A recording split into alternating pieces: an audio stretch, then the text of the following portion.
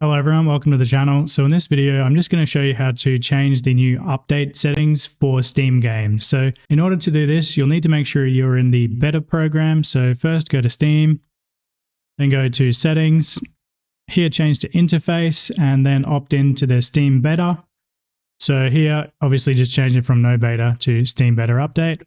Once you've done that, Steam will restart and give you the new feature we're going to be using for this guide. So I'll assume you've restarted Steam. Now we can go over to downloads and we have this new option here, updates to installed Steam games. So there's a couple of different options here. There's the default one, which is to let Steam decide, which Steam basically optimizes on last played, etc. Otherwise, you can choose the option to only update at game launch, which is pretty much like consoles do. So when you launch the game, it'll check and install updates.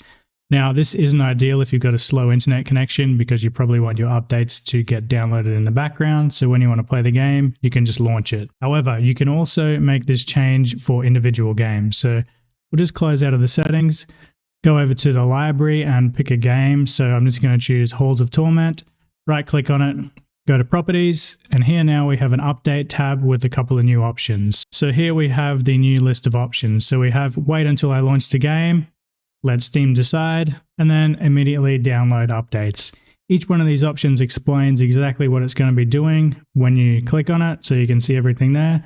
So just decide what one you want and go from there. Unfortunately, Steam still doesn't have the option to just disable updates, which is kind of annoying because if you're playing a game like Cyberpunk and an update comes along and breaks all your mods, you're going to be pretty damn annoyed. But for now, this is all we've got, and hopefully they do add some sort of a postpone updates for a week or a month or indefinitely, because that would be really, really handy. But until that happens, this is all we've got. So as always, thanks for watching. Don't forget to like and subscribe, and I'll see you in another video. Cheers, everyone.